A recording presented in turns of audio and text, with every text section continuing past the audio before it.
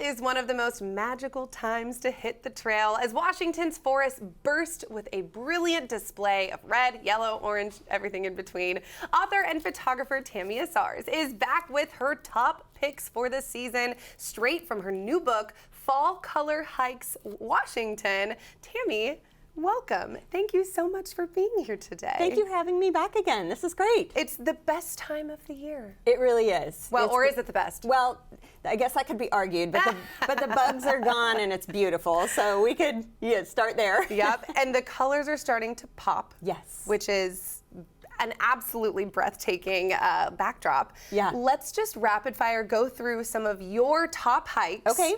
For fall hikes across Washington. Yes, and some of these are ones people may not know quite Okay. as much, so that's exciting too. Okay, let's see. First we have Chain of Lakes in Bellingham. Yes, so this one is absolutely beautiful. You can see it's a moderate difficulty, so it's not quite as difficult as some of the other ones. One of the beautiful things about fall is that you can get to some of these moderate heights and still experience all the beauty of fall without going too hard. But you can just see, especially when there's a little layer of snow that comes in there, that brush on those hillsides is just breathtaking. So this is up by Bellingham. It's a really great time to get out and see this hike. It's beautiful year round, but the colors on this particular hike are just gorgeous. I mean, they're just reds, yellows, all the different natural tapestries. Oh, it's beautiful. Okay, now let's go to the North Cascades. Let's see, this one is, say it for me. Yeah, Tatey Peak and Grasshopper Pass. Love it. Yeah, so this is actually off the Pacific Crest Trail, which is kind of fun. And you might even get to see some of the hikers finishing up their big, huge treks from Mexico to Canada. They'll be the tired ones. Yeah, they'll be the tired ones that are looking for fruit and anything else that's fresh. But this is a great one to do because, as you can see, the elevation gain on this isn't too bad. It's kind of more easy to moderate. So if you have people that haven't done a lot of backpacking, they still want to see larch trees. If you're not familiar with larches, they're one of the great things about fall in the Northwest. They're like a deciduous evergreen. So all the wonderful things about deciduous trees only packed into an evergreen, they actually lose their needles, but they turn this lovely golden color in the fall and they just populate the hillside. So even when you're looking out, so you get to walk through them, but even when you're looking out, you just see the hillsides just dotted with this like golden hue. It's beautiful. Oh, I love that. Okay, and next up, let's go to Wenatchee, Clara and Marion Lakes. Yep, so this one is just more of like, they're little, almost like tarns or little puddles, but I like to tell people about this because this is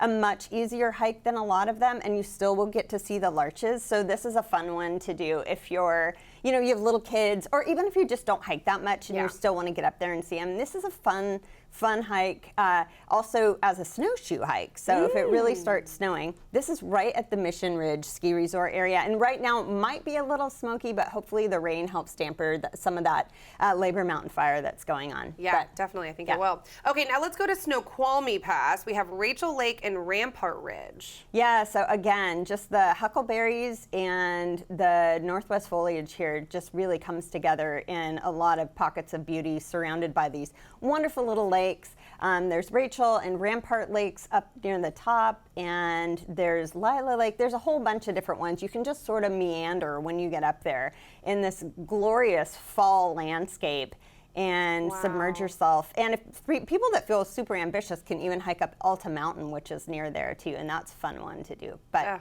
yeah. That's incredible. Okay, and Mount Rainier, Upper Palisades Lake. Yep, so this one, if you have been to Mount Rainier and you want to get somewhere that's kind of off the beaten path, that's not quite where all the people might be this time of year, I recommend this hike. It is, you're not going to see the mountains, so that's one of the things about it that, some people might not be drawn to. However, you will see the mountain, of course, on your drive up, and you can visit Sunrise area. But take the time to visit Upper Palisades. You can see there the hillsides are just bursting with color. You'll walk through many different meadowed areas. Oh. Yeah, there are a lot of black bears that are fattening up for the winter, doing their thing with just feasting on berries and enjoying themselves. But this is a really great hike. You get to pass several lakes too. Do keep your eyes out for bugling elk and black bear and all that. But yeah, this one here is called Clover Lake, and that's on the way to Upper Palisades. So you do get to see a little bit of the mountain there on the first lake, but then you drop down into a basin. But once again, the colors are just outstanding on these hikes. It's beautiful. Okay, and these hikes are all featured in your book? They are. Okay, so Yeah. let's talk about your book. Where can people find it? What's in it? What's in it? So it has fall color hikes, obviously, all the different hikes that are kind of the highlighted hikes for Washington State. So if people are like, where do I go to find, the best of Washington? It's right here in the book. Oh, perfect. Yeah, and they can find it anywhere books are sold. So, anywhere you buy your books, let's put it that way, online or in retail stores. Oh, I love it. Yeah. Incredible. Okay, and let's talk about hiking etiquette, rules. Obviously, we're putting the hikes out there. People are going to know about them. Yep. You get to the trail. We're talking about parking. Yeah, combat parking. It's a big deal. Yeah. There's a lot of people on our trails. There's a lot more people, enjoying the outdoors. So we have to obviously be very respectful of public lands. Have a really solid plan B. That's the best thing I can tell people.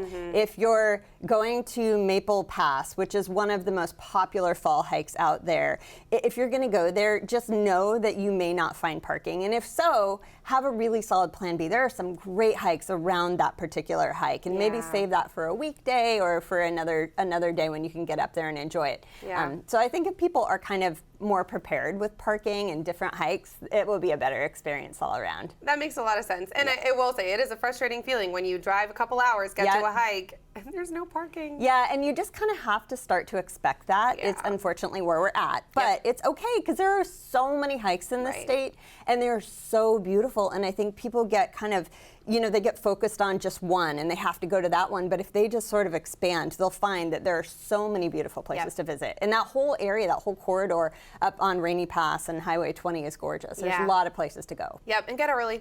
Thank you You're so very much for your welcome. insight. This is incredible. Can't wait to check it out. And the fall, the leaves, it's beautiful.